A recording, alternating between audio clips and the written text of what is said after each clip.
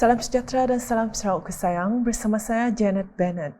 Berita malam dimulakan dengan Ketua Menteri Datuk Patinggi Tan Sri Dr. Abang Abdul Rahman Suhari atau Datuk Abang Openg menerima kunjungan hormat Yayasan Dakwah Islamiah Malaysia YADIM di pejabatnya di Wisma Bapa Malaysia Putrajaya pada Isnin.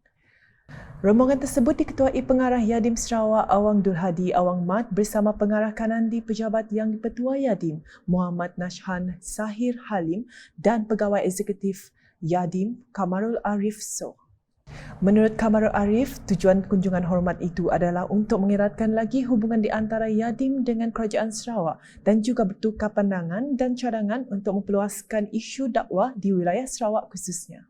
Apa yang menarik, penekanan yang amat berhormat tentang konsep dakwah bilhal dalam bahasa Arab ataupun dakwah melalui tindakan, maknanya melalui perilaku, melalui tindakan.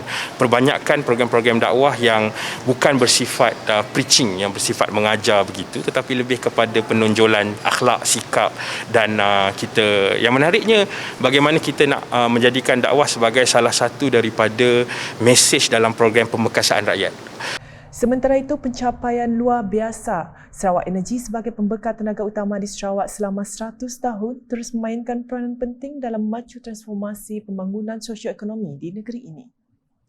Ketua Menteri Datuk Patinggi Tan Sri Dr. Abang Abdul Rahman Suhari atau Datuk Abang Openg memberitahu usaha dan sumbangan Sarawak Energy telah menjadi kunci dalam menyokong usaha kerajaan Sarawak untuk mencapai negeri berpendapatan tinggi menjelang 2030. Jelasnya ianya adalah untuk memastikan semua rakyat Sarawak mempunyai peluang yang sama untuk mengambil bahagian dalam pembangunan dan menikmati manfaat yang sama rata melalui peluang pekerjaan dan perniagaan. Hence, to minimize the gap between urban and rural communities, the Sarawak government has been stepping up on socio-economic development and Google transformation to ensure Sarawak can generate higher economic growth as well as to achieve more balanced economic development.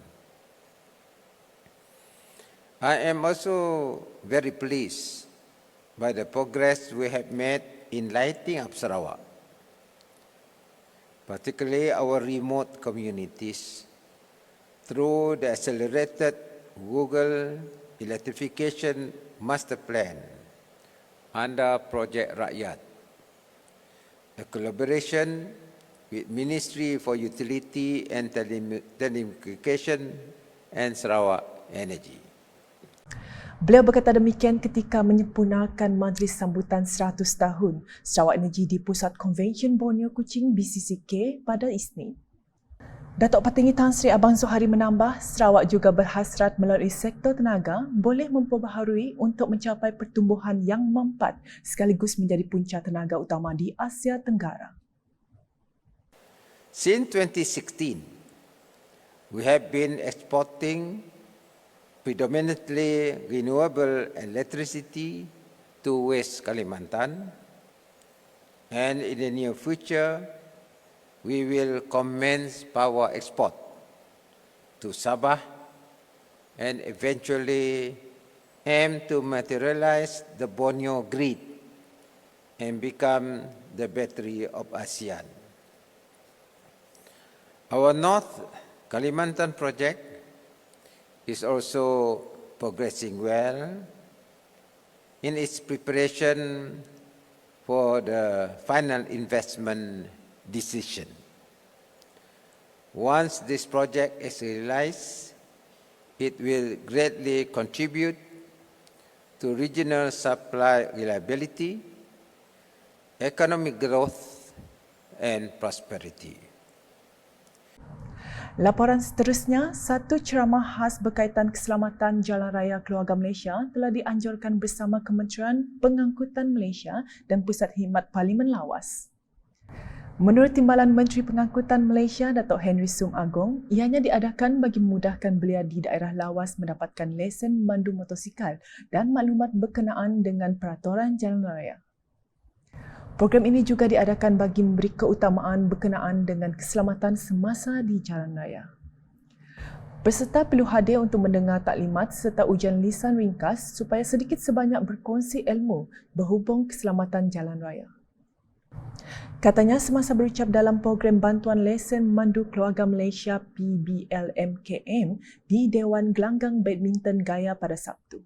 Seramai 771 peserta telah mengikuti kursus ini dengan setiap peserta hanya dikenakan bayaran sebanyak RM250 dengan menghadiri kursus singkat berbanding kos sebenar yang berjumlah RM750 seorang. Berita seterusnya, dalam memperkasarkan golongan orang pekak di Sarawak, kerjasama pelbagai agensi amat diperlukan. Menteri Muda Pembangunan Wanita, Kanak-kanak dan Kesejahteraan Masyarakat 2 Sarawak, Muhammad Razi Sitam berkata, golongan itu tidak harus berasa diri mereka terpinggir dalam masyarakat kerana mereka turut memiliki hak dan keistimewaan seperti rakyat yang lain.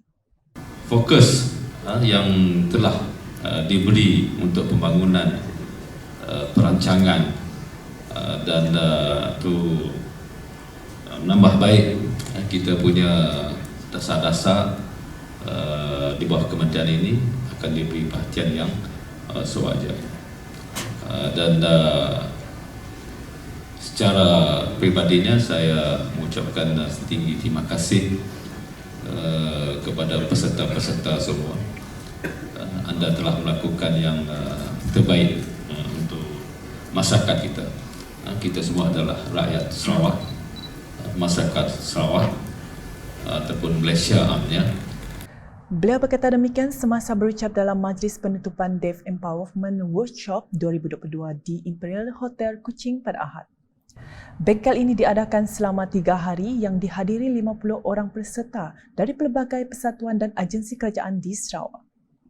Ujar beliau lagi, kerajaan Sarawak juga akan menjalankan pelbagai program secara berterusan bagi menyokong kumpulan sasaran dan memastikan golongan orang pekak dihargai dalam pelbagai aspek kehidupan. Dan kelebihan yang anda ada itu adalah satu aset. Inilah apa kata orang, Tuhan ini maha kuasa. Tidak ada pada orang ini, tapi ada pada orang ini. Jadi dengan hasil daripada workshop ini, saya harap khususnya Datuk Puan Nauliah kita selaku pengarah kebajikan bersama dengan teamwork di dalam kementerian kita ini untuk mengenal pasti, mempertimbangkan dan juga menambah baik apa strategi yang kita ada di jabatan-jabatan kita untuk masyarakat kita, termasuk juga di kalangan di communities in Sarawak.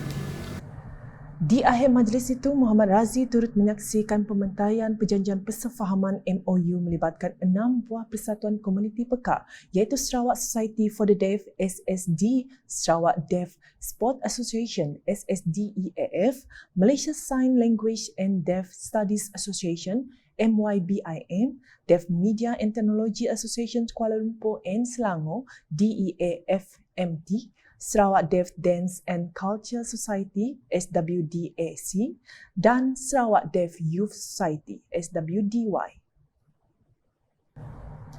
Perkembangan selanjutnya, semua agensi yang terlibat perlu mengadakan kolaborasi untuk mengatasi masalah dadah di Sarawak. Menteri Muda di Jabatan Ketua Menteri Undang-Undang MA 63 dan Hubungan Negeri Persekutuan, Datuk Sharifah Hasidah Syed Ahmad Ghazali berkata, menurut statistik terkini yang dikeluarkan Agensi Anti Dadah Kebangsaan AADK, seramai 51,851 belia berusia 19 hingga 39 tahun telah terlibat dengan gejala dadah di seluruh Malaysia. Katanya semasa berucap merasmikan majlis penutupan program Let's Talk with Wanita Pemadam, mewakili Pengurusi Pemadam Negeri Sarawak, Datuk Seri Abdul Karim Rahman Hamzah, sempena sambutan Hari Anti Dadah Pemadam Negeri Sarawak 2022 pada Ahad. Terdahulu, beliau yang juga ahli Biro Wanita Persatuan Pencegahan Dadah Malaysia Pemadam Sarawak turut melawat gerai pameran pemadam dan AADK. Datuk Sharifah Hasidah turut menyentuh mengenai perjuangan menuntut hak-hak Sarawak seperti dalam Perjanjian Malaysia 1963 MA 63 tidak akan berakhir, malah akan diteruskan sampai bila-bila. Perjuangan kita untuk menuntut hak-hak kita terutama yang termaktub di dalam Perjanjian Malaysia dan IGC report memang akan kita teruskan, ya. Sama ada sebelum election ke lepas election itu saya tak tahu, tapi kita memang sentiasa bawa perkara ini ke atas, ke peringkat yang tertinggi dan di parlimen, ya. Jadi kita akan teruskan juga. Tak kira bila election, kita pun tidak tahu bila election, tapi ini perkara macam tu memang kita teruskan, ya. Kalau sebelum election, kalau boleh, alhamdulillah. Kalau tak, kita akan teruskan juga, ya, sampai bila-bila lah perjuangan kita. Di Bau, peruntukan geran projek kecil luar bandar MRP berjumlah RM18,000 telah diluluskan untuk komuniti Kampung Bobak Sanjong bagi menyokong pelaksanaan aktiviti tahunan di kampung itu. Menurut Menteri Muda Pengangkutan 2, Datuk Henry Ginep, peruntukan MRP bagi tahun 2022 itu akan diserahkan kepada Jawatan Kuasa Kemajuan dan Keselamatan Kampung JKKK Kampung Bobak Sanjong sebanyak RM10,000. Selain itu, sebanyak RM5,000 adalah untuk kegunaan Kelab Belia, manakala RM3,000 lagi untuk Biro Wanita. Beliau memaklumkan perkara baik itu semasa berucap di program santai bersama komuniti di Dewan Kampung Bobak pada Sabtu. Datuk Henry yang juga ahli Dewan Undangan Negeri Adun Tasik Biru menambah, cadangan melebarkan jalan Browing di kampung itu juga akan dilakukan bagi memberi keselesaan kepada penduduk sejajar dengan keperluan semasa. Sekian edisi malam bersama saya, Janet Bennett. Berita lebih lanjut boleh didapati di semua platform media sosial UKAS termasuk portal ukas.sarawak.gov.my dan UKAS Channel di YouTube. Salam UKAS.